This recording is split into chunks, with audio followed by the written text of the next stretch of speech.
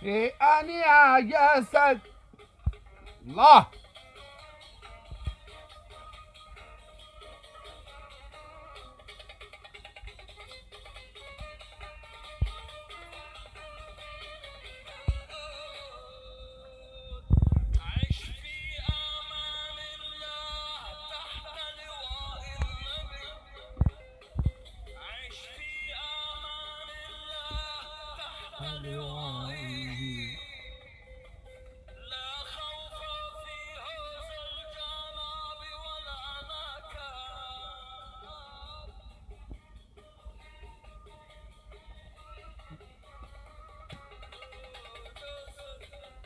حجوج، تعال يا ايه اخبارك؟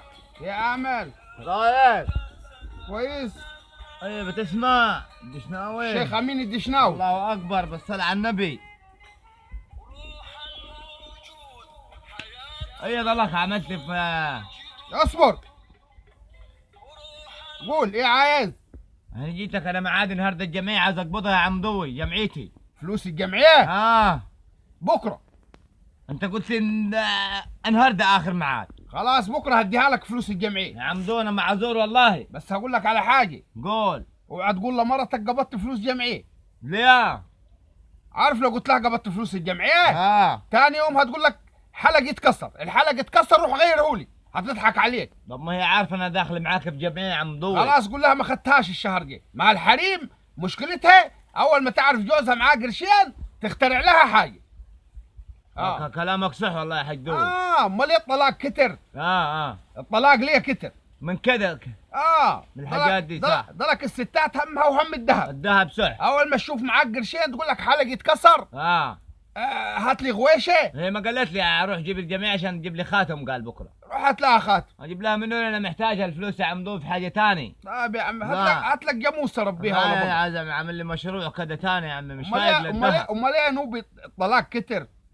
كتر من الحاجات دي. كل واحد كله الحريم ما فيش رومانسيات. ما فيش. لا كل واحده بتفكر في الذهب بس. بتفكر في الذهب وفي الفلوس صح. لكن تعرف تنعوش جوزها؟ لا. ما تفكرش في دي. اهم حاجه تلبس ذهب هي، اهم حاجه بيه وانا تطلع الشخل اللي بالذهب. ايوه كلامك هو ده الخرب بيتنا. عارف انت الاجانب لو جبت للوحده ورده، لو جوزها جاب لها ورده تطير من الفرح وشوف حاجه كبيره قوي عندها. امال ايه الورده؟ واحنا هنا الواحد يجيب ذهب ويجيب ده برضه مش نافع. لا انت تقول، انت عارف لو جبت لمرتك ورده تقول لك ليه ما جبتليش كان جبت ربط الجرجير احسن. ايوه كلامك. ايه جايبها دي؟ ما الرومانسيات اختفت. فعلا. ما الرومانسيات اختفت من مصر. دلوقتي الحريم الطلاق كتر. لك الاجانب ورده يجيب لها وحده فل فعلا. وحده ياسمين هي تجيب لجوزها وحده فل الصبح. صح كلامك. طب وين الحل يا حجوي؟ انت تقوم الصبح تلقاها بتخرط لك بصل. بتخرط بصل وجرجير. ايوه كلامك. ما هذا كله من اسباب الطلاق برضه. من اسباب الطلاق فعلا. عارف مصر القاهره دي زمان مصر كانت عاصمه الرومانسيه الاول فعلا. امال ايه؟ ايوه مش بشوف الافلام القديمه انت البنات كانت تلبس فوق الركبه وما كانش حد يتحرش بيه. ما كانش حد. ايوه صح والله. وكانت يعني يتكلموا فرنساوي وكان في ذوقيات. اكيد. ايوه. وفي اتيكيت وفي بدل محترمه وفي كرافتات وفي حفلات وفي حاجات احنا اللي علمنا الاجانب. في حاجه عايز اسالك. تعرف القاهره دي كانت عاصمه الشياكه الاول. كانت الموضه تنزل في القاهره وبعد كده تنزل في فرنسا. في كلمه الاول تنزل في مصر. في كلمه قلتها لي مش عارفها يا حجوي. هي كيك دي كمان. الاتيكيت. هي دي. هي دي. عايز افهمها. الاتيكيت يعني تتعامل بشياكه. ايوه كلامك صح. يعني عارف كلامك صح. المفروض الرومانسيه ترجع بين الزوج والزوج. تمام. مش بشوف الافلام الاجنبيه انت.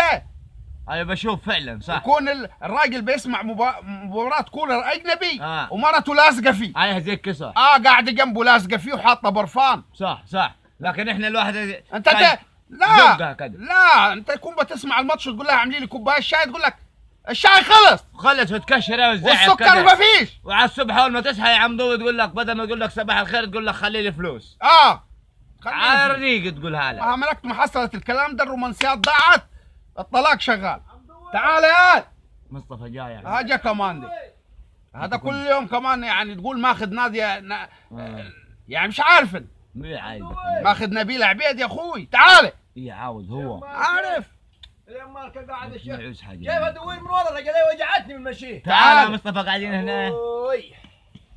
اغلبنا في الدنيا دي يا عم ضوي، اغلبنا واصل. يا اخبارك كويس؟ يا عامر كويس اصيل انت يا عم ضوي. الله يبارك فيك. الحمد لله والله يا عم ضوي. والله الواحد يا شيخ المشاكل كترت الصح، ما فيش رومانسيه للراجل. كل يوم تلاقي الستات واقفه، هات كيلو بصل يا معلم عند بتاع الخضار، ربطين جرجير، كيلو قلقاس. في ست فكرت مره تجيب بكويه ورد لجوزها هي وداخله. لا كل يوم تخش له بربطه ملوخيه لما اكتئبنا. والله يا عم ضوي الواحد احتار. لازم الرومانسيه ترجع عنوبي. ويا مرة تديها الفلوس زي كده تروح تجيب الخضار تسمسر منها وتروح تجيب لك في الحاجات مفقعه. لا مالناش دعوه، هي تجيب ورده يا اخي. يا اولاد انا جايكم في موضوع. يا مصطفى انا جايكم في موضوع. خير يا ابوي. توجعوا راسنا. مواضيعك كثيره انت. والله الواحد يتهم يا عم ضوي باجي يفك خلايقه عندك. ايه عايز انت؟ فك خلاقك عند دول. لا بروح انا وبتوكل على الله كده، عايزني في كلمتين سر. خلاص ماشي يا عم. روح يا اخي انت لابد لي زي قرد قطع. امشي يا عم خلاص. سلام يا عم ضوي. سلام يا ابو. سلام يا حاج. معذور في قرشين يا عم ضوي. ليه يا مصطفى انت مش لسه انا مديك 600 جنيه اول امبارح؟ معذور في قرشين. ليه؟ معاي المره وديتها المستشفى العام اكتشفتها قال لك العيل متزلزل. عيليه المزلزل في بطنها؟ عيل متزلزل في بطنها. الزلزال ياخذها وياخذ ابوك معاه. ليه متزلزل العيال؟ متزلزل عارف ايه زلزلوا؟ ايه زلزلوا ده؟ يا ابوي ده الحريم الاجانب بيكون الواحده حامل وبتلعب تنس.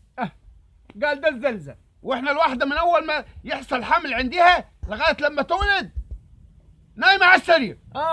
ودرجات لازم اوديها قال مصر معاه ولا حوديها اسيوط ما عرفش لحد لك يا عم ضوي يعني. العيل متزلزل يعني وجاي لي انا يعني يكون هدق له مسمار اثبته وديها لاي دكتور. ما حوديها يا عم ضوي. ما ليه جيت لك انا؟ معذورين في قرشين. قلت عم ضوي حيفكني. البركه فيك يا عم ضوي. ربنا يخليك لنا يا رب. يا ابوي ربنا يخليك لنا. ربنا يخليك لنا يا عم ضوي. امال هم عايزين 500 جنيه عشان يثبتوا العيل؟ يكفاه 500. ليه يا ابوي؟ ده يمكن يخش في 800. ليه يا ابوي هيثبتوا برج فودافون؟ خلاص خد لك 500 جنيه. تعال شويه خدها.